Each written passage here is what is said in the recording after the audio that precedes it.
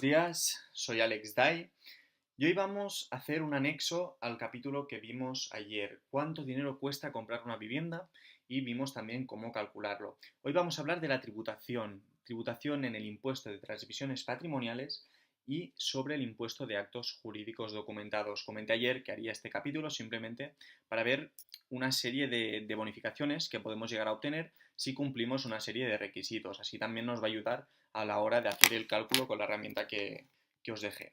Vamos dentro. Empezamos por el impuesto de transmisiones patrimoniales, las bonificaciones sobre este impuesto. ¿Cuánto se paga de ITP? Aquí en Cataluña se tributa al 10%. Puede variar en función de la comunidad autónoma donde residas. Ya os dejé en el vídeo anterior un enlace donde podíais ver las tributaciones de este impuesto, ¿de acuerdo?, en las respectivas comunidades autónomas. Así que si no sois de Cataluña, simplemente vais a ese enlace, que también os lo dejaré en este vídeo, lo consultáis y así podéis hacer el cálculo de mejor manera, ¿de acuerdo? Vamos, ¿cómo puedo bonificar? Si es vivienda protegida, es decir, una VPO, es una vivienda que está subvencionada por el Estado, tributas este impuesto al 7%. Y si reúnes una serie de características, tributas al 5%. ¿Qué características te estarás preguntando?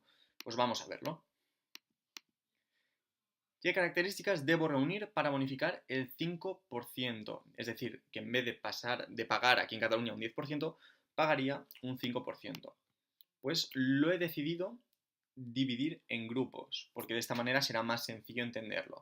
¿De acuerdo? Cada grupo es una serie de requisitos que debo cumplir para poder obtener la bonificación. Es decir, si cumplo los requisitos todos del primer grupo, puedo obtener la bonificación. Si cumplo los requisitos del segundo grupo, puedo obtener la bonificación. Y si cumplo los requisitos del tercer grupo, puedo también obtener la bonificación. No tengo que tener todos los requisitos de los tres grupos para obtenerla, ¿no? Simplemente con tenerlas de un grupo ya me sirve. Vamos, primer requisito del primer grupo. Sobre todo este grupo va un poco enfocado a jóvenes. Bueno, un poco no, porque ya vemos el primer requisito, que es tener menos de 33 años, no incluidos, es decir, como máximo puedo tener 32 años, ya vemos que va un poquito enfocado a jóvenes, ¿no? Pues entonces, lo que acabamos de decir, primer requisito, tener menos de 33 años, 33 no incluido. Segundo requisito, la última declaración de renta con menos de 30.000 euros netos de beneficio. ¿Qué significa esto? Pues que la última declaración de renta tiene que aparecer que yo gano menos de 30.000 euros netos anuales. Sencillamente. Y tercer requisito, y muy importante, debe ser vivienda habitual. Es decir, debes destinar esta vivienda que te vas a comprar a vivienda habitual. ¿Y qué significa vivienda habitual? Significa que debes estar empadronado en la vivienda y utilizarla durante al menos 3 años. Y ahora tú te estarás preguntando, hostia, pero si tengo que estar 3 años, ¿cómo solicito esta bonificación? Tú puedes solicitar la bonificación y te la van a conceder, pero si no cumples el plazo, cuando tú te vayas de la casa antes de cumplir este plazo, Hacienda te va a decir, oye, yo te permití bonificarte un porcentaje del impuesto porque tú me dijiste que ibas a cumplir con este requisito y ahora resulta que no has cumplido. Por lo tanto, te reclamo esa diferencia, ¿vale? Pero para que veáis que, es decir, este requisito hay que cumplirlo durante este plazo, pero no significa que tenga que solicitar o que pueda solicitar esta bonificación después de estos 3 años, sino que la puedo solicitar al principio y luego ya voy a cumplir este requisito, ¿de acuerdo? Vamos a hacer un pequeño hincapié en una pregunta que a alguien a lo mejor le surge, que es, ¿qué pasa si en una pareja uno bonifica y el otro no? Porque es un caso que se puede dar, a lo mejor estáis con una persona de 34 años, vosotros tenéis 32 o viceversa. Entonces vamos a responder a esta pregunta que puede ser típica. Si uno de los dos cumple los requisitos, se le aplicará la bonificación sobre su parte. Pongamos que compra el 50% o lo que se acuerde, entonces la parte de bonificación se le aplicará sobre la parte que él compre. Y al otro se le aplicará el tipo correspondiente. ¿De acuerdo? Es decir, si el otro no bonifica y compra el 50%, pues sobre ese 50% tributará el 10%. ¿De acuerdo? Es sencillo. Para tener una visión un poquito más clara, que a lo mejor así a nivel de teoría es un poquito más complicado de entender, pues muy sencillo. Si uno tributa al 10% y el otro al 5%, entendiendo que compran a partes iguales, es decir, cada uno compra el 50% del piso, pues tributarán por el 7,5%, que como podéis ver es el resultado de hacer la media, 10 más 5 entre 2, ¿de acuerdo? No sé si, espero que así haya quedado un poquito más claro. De todas formas, si tenéis cualquier duda, me lo dejáis en los comentarios y yo os la solvento sin ningún problema, ¿de acuerdo? Pasamos, segundo grupo. Primer requisito del segundo grupo, familia numerosa. Tenemos que ser familia numerosa. Segundo requisito de este segundo grupo, la última declaración de renta igual con menos de 30.000 euros netos de beneficio, ya que hay un pequeño condicionante en este grupo. Se puede incrementar en 12.000 euros por cada hijo que exceda del número legal para considerarse familia numerosa. ¿Qué significa? Que si en la definición jurídica de familia numerosa pone que el legal, es decir, el requisito legal para ser familia numerosa son 3 hijos y yo tengo 4, por este hijo que excede, puedo incrementar mi declaración de renta en 12.000 euros, es decir, en vez de ser 30.000 euros, pues si tengo 4 hijos, podría incrementarlo a 42.000 euros y cumpliría el requisito. ¿De acuerdo? De todas maneras, para ver qué condiciones tiene la de ser una familia numerosa, te recomiendo que veas la ley que te he dejado aquí subrayada, que es la ley que regula las condiciones de familia numerosa, pues es la 40 del 2003 del 18 de noviembre.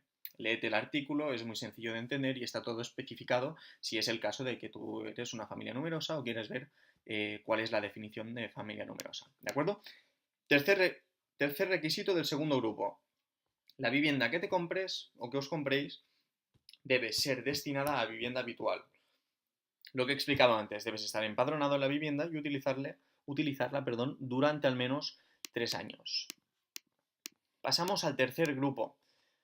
Tener una discapacidad mayor al 65% y destinar esa vivienda que nos vamos a comprar para vivienda habitual. ¿De acuerdo?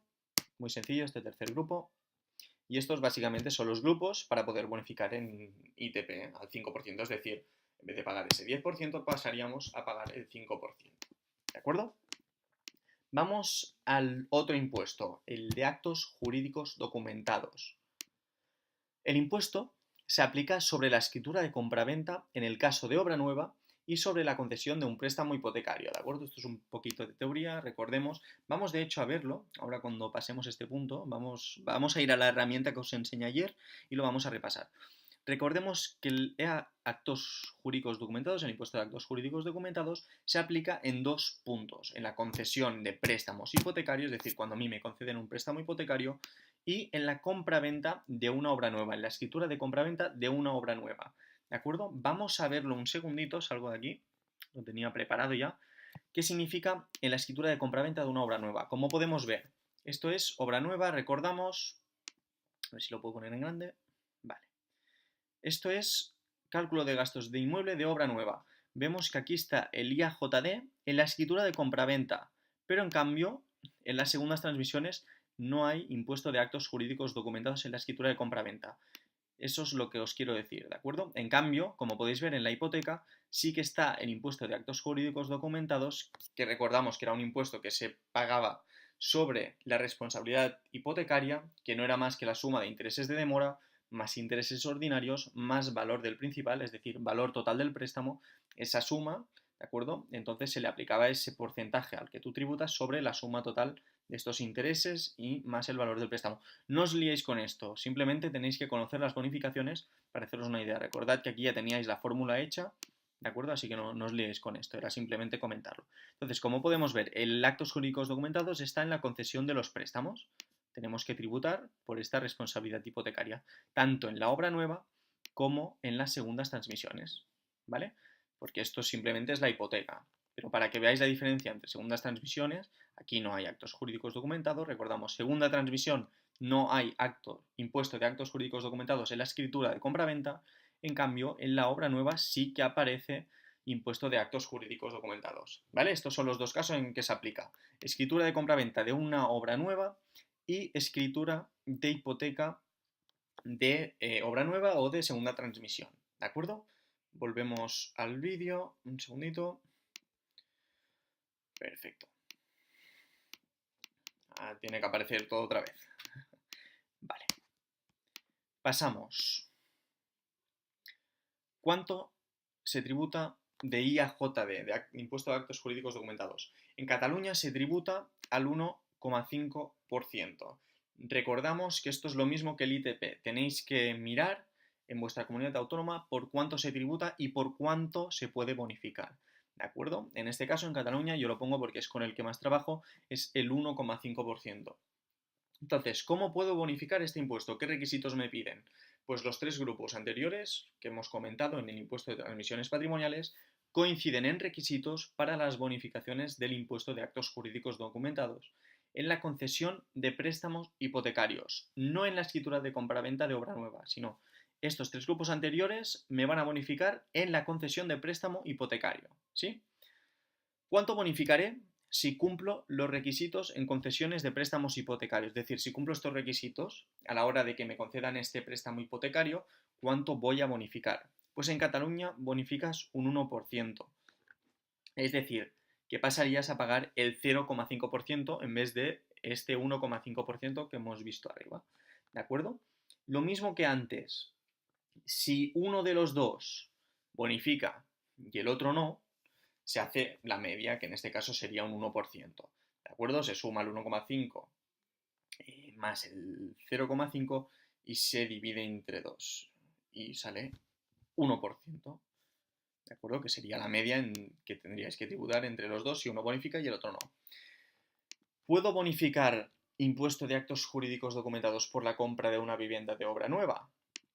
Sí, pero únicamente si la vivienda es una vivienda de protección oficial. ¿De acuerdo? Es decir, si en una escritura de compra-venta, que es lo que hemos visto antes, no puedo bonificar a no ser que sea una vivienda de protección oficial. ¿De acuerdo? Esos requisitos no me servirían para la escritura de compra-venta. Solo puedo bonificar en esa escritura si es una vivienda de protección oficial. Si es el caso, ¿cuánto bonificaría en la escritura de compra-venta? Bonificarías un 1,4%. Es decir, pagarías solo el 0,1%.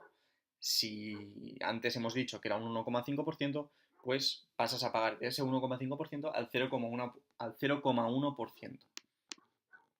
Y en el impuesto de actos jurídicos documentados sobre el préstamo hipotecario para compra de vivienda de protección oficial, bonificaría.